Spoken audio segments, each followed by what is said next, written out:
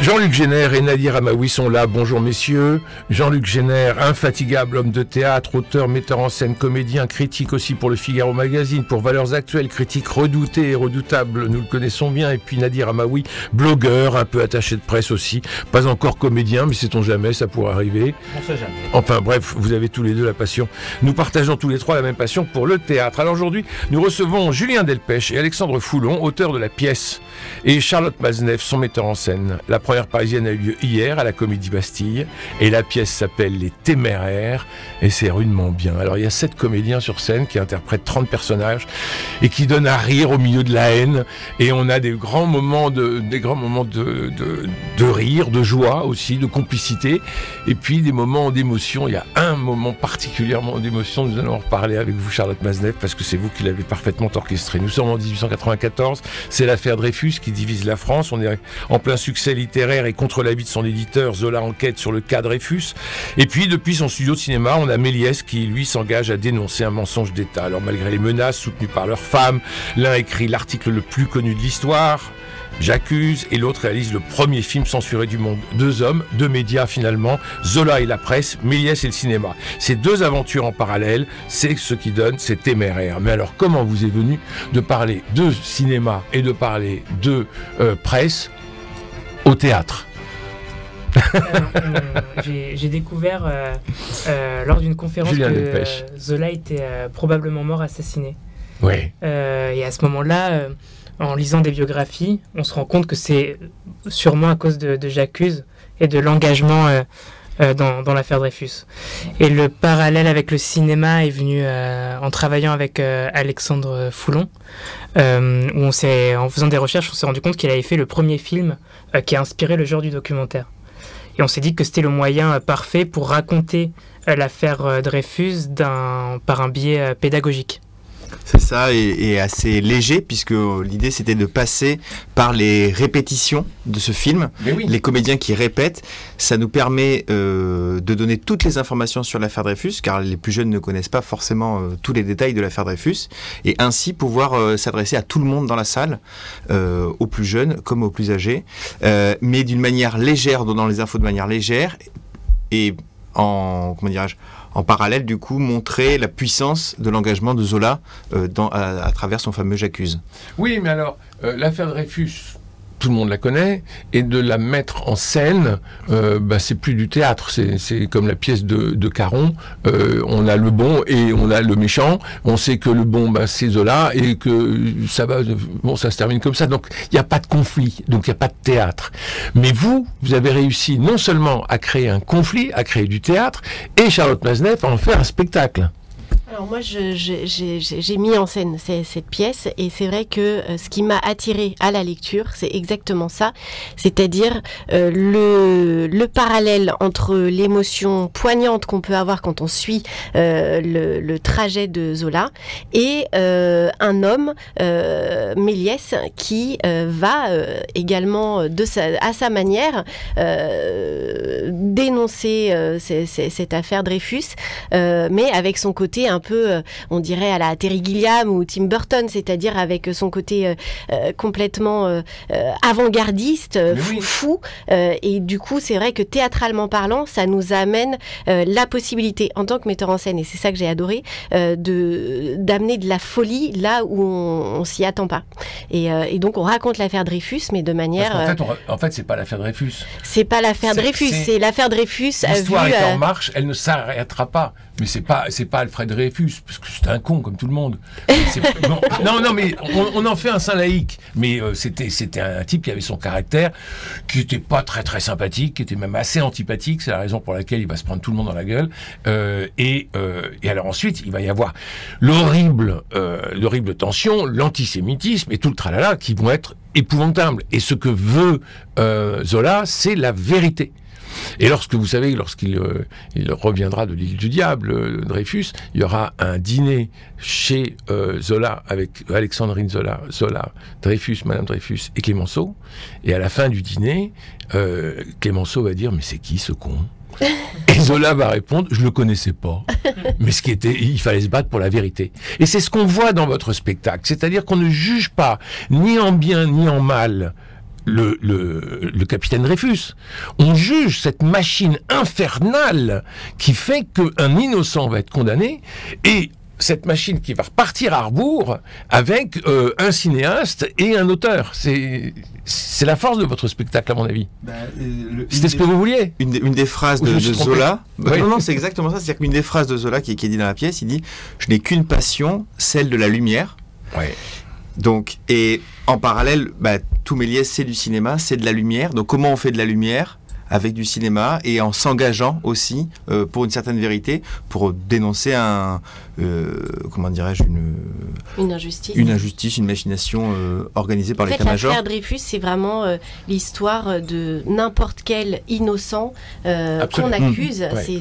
C'est le bouc émissaire. C'est le bouc émissaire. Et ça, c'est vrai qu'on en voit tout le temps. Même dans les cours d'école. Voilà, et ça peut parler à n'importe qui. Ouais. Après, effectivement, ce qu'il y a de chouette, moi, je trouve, c'est que dans la pièce que Julien et Alexandre ont écrite, on n'est jamais, on ne voit jamais le point de vue de Dreyfus. Oui, c'est-à-dire que Dreyfus est toujours traité soit par Zola, soit par Méliès, mais on ne sait pas réellement qui est Dreyfus. Absolument. On ne voit jamais, en fait, on ne se positionne jamais sur la vérité. Et c'est ça qui est très réussi, vraiment. Et on a retrouvé, il existe toutes les lettres de Zola qui ont été compilées, et dans ces échanges, il dit je ne pouvais pas dormir en sachant ce qui s'est passé et en ne prenant pas part justement dans ce combat pour la vérité. Enfin, comment dire, c'est le combat pour un innocent au-delà d'être un combat pour Dreyfus. Et Zola met sa notoriété dans la balance, parce qu'il est très connu, il est très riche, il connaît tous les ministres, les journalistes, il connaît absolument tout le monde, donc il y met tout son poids à ce moment-là. C'est ça, ce qui nous a vraiment plu pour parler de J'accuse, c'est que ce dont on ne se rend pas compte, c'est qu'au moment où il écrit J'accuse, il met toute sa vie en jeu. C'est-à-dire que ce qu'il vise, c'est un procès, et il sait qu'il perdra ce procès. Alors qu'il est tout en haut, il a la fortune, la gloire, la reconnaissance, il se décide d'aller en prison pour sauver un inconnu. C'est quand même un geste assez incroyable. Je ne sais pas quelle célébrité aujourd'hui ferait ça. Absolument. Nadir, vous avez vu la pièce? Oui, à Avignon, comme vous, Christophe, et c'est vrai que je connaissais pas tout autour de l'affaire Dreyfus, donc je savais le J'accuse de Zola, mais je ne savais absolument pas que Méliès avait aussi fait un film. Je crois que vous le dites dans la pièce, c'est le premier film qui durait 10 minutes, c'est ça, je crois? 13 minutes. Voilà, 13 minutes, donc qui était le plus long film qui avait été fait à ce moment-là. Donc je découvre vraiment le combat qu'avait fait Méliès contre Zola. Et la chose que j'ai trouvé vraiment extraordinaire dans la pièce, toute la pièce, moi j'ai trouvé très belle, la mise en scène, elle est excellente aussi. Et il y a quelque chose que j'ai trouvé très beau dedans, il y a une scène aussi que j'ai beaucoup aimée, je pense que ça doit être la même, Christophe, c'est que ces deux monstres-là, donc Méliès et Zola, ne se rencontrent quasiment jamais. Il n'y a qu'une seule rencontre, et c'est à la fin de la pièce, et c'est un pur hasard, et ça je dis, mais c'est génial, en fait, les deux se battent depuis des mois pour défendre justement l'injustice, mais ils ne se sont jamais contactés ni fait quelque chose de concert pour défendre. Ils ont tout fait chacun de leur côté. Ils ne se voient jamais, ils ne se rencontrent jamais, mais... C'est votre invention, Julien et Alexandre, qui ne se rencontrent pas, ou qui se rencontrent justement juste à la fin? Alors, ils ont été à Londres à peu près au même moment. C'est vrai, sur la même temporalité. Après, on n'a pas de preuve qu'ils se soient vraiment rencontrés. Alors que dans toutes les scènes, on a essayé d'être le plus exact possible par rapport à la réalité, en se documentant avec des gens, diverses sources. Et vraiment, on a essayé que toutes les scènes, on a essayé d'avoir le moins d'inventions possible. Donc voilà, ça c'est à peu près la seule invention qu'on a eue. Mais sinon, on a essayé d'être le plus exact sur le déroulé de cette histoire. Et le petit clin d'œil, c'est que donc la première a eu lieu hier, et donc il y avait l'arrière-petite-fille de Zola et l'arrière-petit-fils de Méliès, qui pour le coup se sont rencontrés lors de la représentation. Selfie. Ça c'est vraiment magnifique. Ah oui, ça c'est vraiment magnifique. Alors, le film est projeté à la fin de la représentation? Oui, évidemment pas dans son intégralité, je rassure tout le monde, parce qu'on n'a pas 13 minutes de... Oui. Mais effectivement, oui, on a je trouvais important qu'à un moment donné, vu qu'on parle quand même du film pendant tout le spectacle, qu'on voit quelques images pour voir ce que c'était que ce film, ce que c'est que ce film, qu'on peut trouver d'ailleurs sur Internet. Hein, on tape Affaire Dreyfus Méliès, on tombe dessus tout de suite. Sauf que, évidemment, avec nos codes aujourd'hui, le film est complètement sombre, incompréhensible.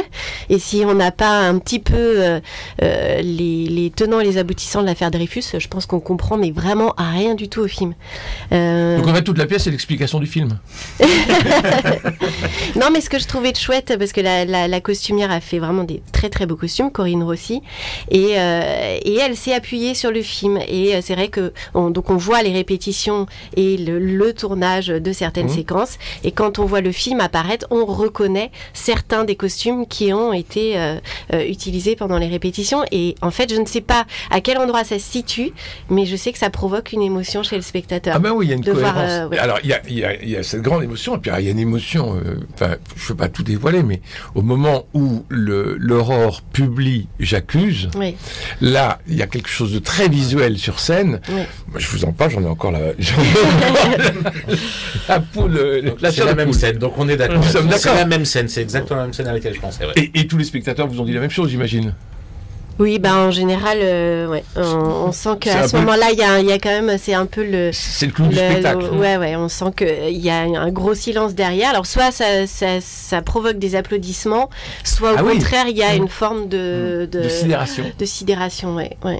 Mais ça, c'est vraiment un très, très beau moment de théâtre. Oui, on parle de presse, on parle de cinéma. Moi, je ne l'ai pas vu, le spectacle, et heureusement d'ailleurs, parce que sinon je ne serais pas là. Bon. Tu sais ma politique, moi je n'aime pas parler avec les gens, parce qu'on n'est pas libre quand on est... C'est très difficile de dire du mal, ou d'ailleurs même de dire du bien avec des gens... qui jouent le soir. Voilà ce que tu es en train de faire, tu vois. Ce qui est toujours un peu gênant, parce que... Sauf que non, parce qu'eux ne jouent pas. Oui, ils ne jouent pas. Ils mettent en scène. Voilà, c'est ça. Donc nos commentaires ne vont pas dérégler leur jeu. Voilà. C'est toujours un tout petit peu gênant. Donc voilà, moi je suis toujours un peu embêté par ça. La critique doit être vraiment libre, et pour être vraiment libre, il ne faut pas qu'il y ait trop de complaisance et d'amitié, voilà. En tout cas, d'amitié, il doit y en avoir, mais pas d'amitié, voilà. Donc c'est toujours un peu complexe. Alors, en revanche, ce que je voudrais dire, c'est qu'il y a 7 comédiens. Je n'ai pas vu le spectacle. Oui. Mais ça, c'est formidable. Et je regardais, là, je viens d'arriver, là, j'étais parti à écrire à la campagne, et je regardais la programmation du Lucernaire, que j'aime beaucoup. Hollande de Gouges, avec Céline Monsarrat, excellente comédienne, merveilleuse comédienne, toute seule. Ensuite, Parle-moi, Envole-toi, ou Comment le théâtre m'a sauvé la vie, avec Bruno Abraham Kremer, merveilleux comédien, type extraordinaire, formidable. Ensuite, Gustave Eiffel, avec Alexandre de Limoges, merveilleux comédien, tout ça.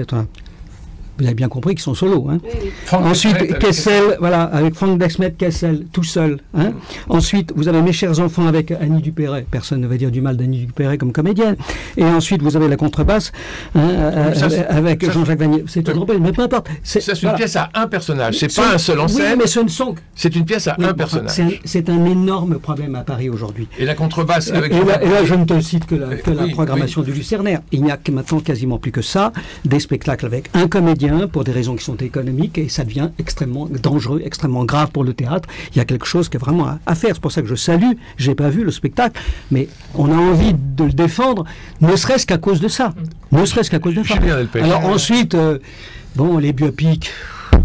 Il y en a marre, hein. Bon, aussi, ça aussi. Alors, là, c'est Zola, l'autre c'est machin, l'autre c'est truc. Bon, voilà. C'est pas un biopic. Non, mais d'accord, mais quand même, pourquoi ne pas écrire des vraies pièces, voilà. Mais simplement, si vous aviez écrit une vraie pièce, il n'y avait pas le mot de Zola derrière, vous n'auriez pas été programmé. Alors, je ne sais pas quel lien vous avez. Mais ça aussi, c'est aussi un autre grave problème du théâtre aujourd'hui, quoi. Vous l'avez dit en introduction. Qui va vraiment mal. Juste, je voulais, par rapport au fait qui est cette comédien, je dois dire que là-dessus, on peut quand même saluer le courage de Christophe Ségura, Marilou Productions, qui prend 7 comédiens à la Comédie Bastille, alors que la jauge est quand même que de 200 spectateurs.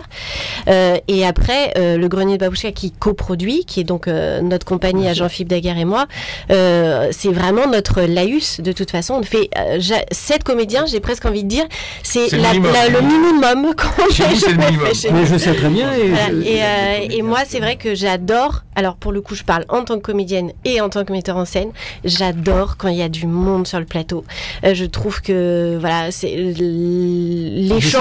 l'échange qu'il y a avec nos partenaires et l'échange qu'il y a avec les spectateurs, mais en fait, il y a quelque chose d'énergétique qui, même avec le meilleur comédien au monde, enfin en tout cas, je dis pas que c'est mieux ou moins bien, mais c'est très différent, c'est vrai, quand on a un seul en scène. Après, il y a des merveilleux seuls en scène. Évidemment. Voilà. Alors, ceux que je viens de citer, oui, ils sont tous. Il n'y a pas un mauvais. Bien sûr. Alors, puisqu'on a ouvert la parenthèse du grenier de Babouchka, il faut quand même rappeler donc Les Téméraires à la Comédie Bastille, c'est depuis hier. Précipitez-vous. Il y a le 8e ciel qui commencera le 12 septembre et ça sera au Théâtre La Bruyère à 21h. C'est la nouvelle pièce de Jean-Philippe Daguerre et c'est formidable. J'espère que Bernard Malaka ou Jean-Philippe viendront, ou vous revenez naturellement, Charlotte Mazneff, il n'y a aucun souci. Le Voyage de Molière, ça tourne toujours. Les Trois Mousquetaires au Ranelagh, c'est... non, ça sera au Théâtre Montparnasse. Au Théâtre Montparnasse, les Trois Mousquetaires. Les Trois Mousquetaires, on passe au Théâtre Montparnasse. Ça, c'est plein d'énergie, c'est de la folie. 11 comédiens. Et 11 comédiens. Ils sont 12 comédiens. Bon. Le Malade imaginaire, ça marche toujours? Oui, toujours. Les Faubourgs de Scapin. Les Faubourgs de Scapin au Théâtre Splendide. Au Splendide. Le Médecin Malgré au Ranelagh. Mais vous êtes partout. L'Avare au Ranelagh. Alors au Ranelagh, on en a pas mal. Cyrano de Bergerac, le Cid. Et je pense que là, on a fait le tour. Et voilà. Donc, ça fait quand même 1, 2, 3, 4, 5, 6, 7, 8, 9, 10, 11, 12, 13, 14 de spectacles à peu près. Oui. Pour une même compagnie. Oui. Oui, ça va. Oui. Ça dépend des jours, j'ai envie de dire. On est plus ou moins fatigué. Voilà. J'imagine. Julien, vous vouliez dire quelque chose après le. Oui, je voulais aussi saluer Christophe Ségura, parce que bien sûr, pour quand même Les Téméraires, il a programmé la saison dernière la grande musique avec 6 comédiens, et dans un 200 places et dans l'économie du privé, c'est assez téméraire. C'est le cas de le dire. C'est le cas de le dire, ouais. Vous avez combien de places à Avignon? On avait 198 places, et on a la même chose à la Comédie Bastille en termes de jauge. Et c'était complet tous les soirs. Et c'était complet tous les soirs, ouais. C'est quand même assez extraordinaire. Non, mais ce qu'ils ont fait au grenier de Babouchka, c'est formidable. Il y avait connaissance des classiques, il y avait tout, à mon époque, tous ces gens-là. Vous avez pris le relais de tout ça, et d'une manière un peu plus travaillée et un peu plus intelligente que ça n'était fait. Parce que on salue toujours le passé, mais les spectacles qui étaient montés, Dieu saluons la mémoire de Christian Grosteff, mais étaient quand même souvent faits un peu rapidement, quoi. Tandis que vous travaillez vraiment, et les spectacles sont quand même de meilleure qualité pour les enfants, parce qu'il y a toujours cette idée parce que comme c'est les adolescents, comme c'est les enfants, ça doit aller vite, ça doit pas. Voilà. Puis on peut être un peu bétifiant, alors que je pense que, en plus de ça, je trouve ça d'autant plus dommage que les jeunes et les adolescents, c'est le public de demain. Donc au contraire, je pense qu'il faut vraiment le soigner. Mais c'est vrai que Jean-Philippe Daguerre adore le théâtre classique, et avant d'écrire ses propres pièces, il a jamais eu d'autres envies que de monter du classique. À chaque fois qu'il me disait « Ah, j'ai envie de faire ci, j'ai envie de faire ça », c'était toujours des pièces classiques. Jusqu'à ce qu'en fait, il commence à écrire lui-même. Et d'ailleurs, dans son écriture, on sent que c'est vraiment imprégné de cette littérature. Bien sûr, mais c'est pas que pour les enfants et les adolescents. Moi, je pense par exemple à votre mise en scène du Cid. Mais j'en ai la chair de poule, rien qu'à vous en parler. T'as beaucoup de chair de poule, c'est inquiétant là. Non, mais moi je suis un peu une midinette. Quand j'arrive au théâtre, je suis toujours emballé. Enfin, j'aime bien être assis comme dans un train pour qu'on me mène en bateau. Et ben quand c'est réussi, je trouve que c'est formidable. Mais c'est vrai que je dois témoigner, pour maintenant avoir fait quelques émissions avec toi, que tu es vraiment le spectateur parfait. Non, mais la midinette, ça ne me permettrait pas. Mais le spectateur parfait, c'est-à-dire que tu y vas vraiment, alors que moi je suis un spectateur critique, quoi. Mais moi, je regarde les choses avec. Moi, je suis plutôt. D'ailleurs, je suis souvent atterré et toi heureux. Voilà. Mais quelquefois, je suis atterré de voir si heureux.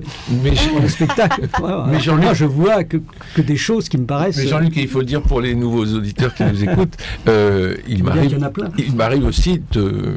Oui, alors là, c'est pour tuer un spectacle. Dire qu'une pièce ne marche pas. Oui, bien entendu, mais alors là, c'est encore plus grave. Et là, c'est. C'est un peu comme moi lorsque je dis du bien d'un spectacle. Voilà. C'est le contraire. Là, on se dit, Alors, là, faut vraiment y aller.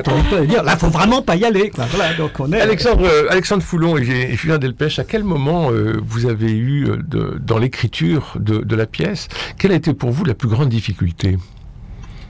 Je dirais que c'est de rendre le courage de Zola quand il écrit J'accuse, de comprendre ce qu'il risque, de comprendre du fait qu'il va vraiment aller en prison et qu'il est prêt à y aller. Et d'ailleurs, dans la vérité historique, c'est sa femme et ses avocats qui lui conseillent de fuir en Angleterre.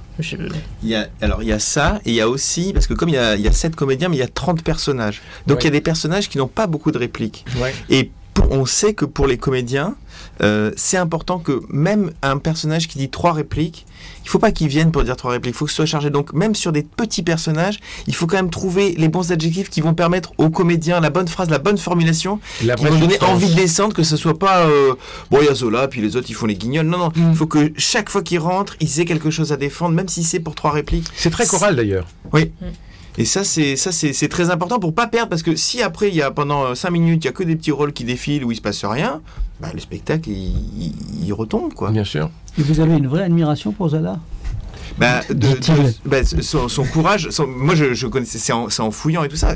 Vraiment, alors ce que j'aime beaucoup, c'est cette contradiction qu'on soulève, puisque Zola, donc il a un combat pour la vérité, et Zola avait une femme, et il a construit un foyer à Lutheran. Alors, vous racontez cette histoire d'Alexandrine et Jeanne. Donc, cette contradiction, donc moi, c'est ça qui me le rend encore plus... c'est cette contradiction, ce personnage qui veut se battre pour la vérité et qui a vécu dans le mensonge. Et comment il fait pour concilier tout ça. Et donc, il lui faut beaucoup d'amour, il lui faut beaucoup de force, il lui faut beaucoup de courage. Donc, c'est un homme empêtré dans ses contradictions. Donc, c'est ça qui le rend très humain. Et c'est en ça qu'on fait pas, il y a le bon héros, il y a le méchant. C'est que le héros, il a des contradictions. Et c'est ça qui est fort. Ouais. Sur le plan de la littérature, des romans, vous les trouvez bons ? Alors, là, on a essayé de se concentrer. Là, on a essayé de se concentrer sur l'homme et sur son article, plus que sur la littérature. Bah, moi, je dois dire que, alors, j'ai pas lu de Zola depuis un petit moment, mais quand j'avais 16-17 ans, je crois que j'ai lu à peu près tout Zola et j'adorais, vraiment. Donc moi, je me permets, j'aime beaucoup Zola. Voilà. Après, c'est vrai que ça fait un petit moment que j'en ai pas lu, mais jeune, j'aimais beaucoup. Je pense que Germinal est un très bon livre. Jean-Luc de la Beaumeret est un très bon livre. Il y a quelques bons livres, mais enfin, c'est quand même de la confiture, quoi. Voilà. Alors, c'est dit. Donc, s'il faut donner un peu son truc, moi, j'ai lu tous les Rougon-Macquart très récemment, et c'est une passion. Et la trilogie Lourdes, Rome, Paris, faut pas rater ça, hein. Et surtout, je le dis sur Radio Notre-Dame, il faut lire Rome absolument d'Émile Zola. Donc non, c'est un très très grand auteur. Et alors il y met en effet toute sa force, toute sa réputation. Et en même temps, il y a en effet cette histoire d'Alexandrine et de Jeanne. Jeanne étant la blanchisseuse qui va être recrutée par Alexandrine. Elle a 30 ans de moins enfin 20 ans de moins. Un accident de buanderie, ça arrive. Bon voilà, elle est enceinte et puis elle va avoir un deuxième enfant et Zola va être père de famille. Ce qui est assez étonnant, c'est qu'on va parler de divorce à un moment donné. Et on en parle dans votre pièce. Et le mot est prononcé, je crois. Non, on ne dit pas divorce. On parle.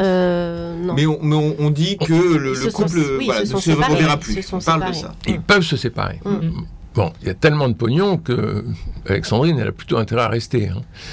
Alors, oui, je crois que ça va au-delà de ça. Ça va vraiment au-delà de ça, parce qu'en fait, c'est pas un accident. Alors, pour le coup, l'enfant n'est pas un accident de buanderie, parce qu'on sait, d'après les lettres, que entre le moment où Zola commence à flirter avec sa blanchisseuse Jeanne, et le moment où il y a un acte de chair, comme on pourrait dire, il se passe plus de 6 mois. Notre-Dame. Il se passe plus de 6 mois. Il se passe plus de 6 mois. Ah oui. Donc, il commence à flirter. Le mois d'après, Jeanne ne travaille plus au couple Zola et Émile lui prend un appartement. Et ce sera 3 mois plus tard qui consommeront leur relation, on pourrait dire. Bon, eh ben, écoutez, on va tout savoir sur Émile Zola, mais surtout sur cette affaire Dreyfus, comment elle est vécue à la fois par un homme de lettres et la presse, et un homme de cinéma, et le cinéma, c'est Zola, c'est Méliès, ce sont les Téméraires, et c'est à la Comédie Bastille. les mercredis et vendredis à 19h, les jeudis et samedis à 21h et la matinale du dimanche, bien entendu, à 17h. Merci infiniment, Charlotte Massenet. Bravo pour votre mise en scène.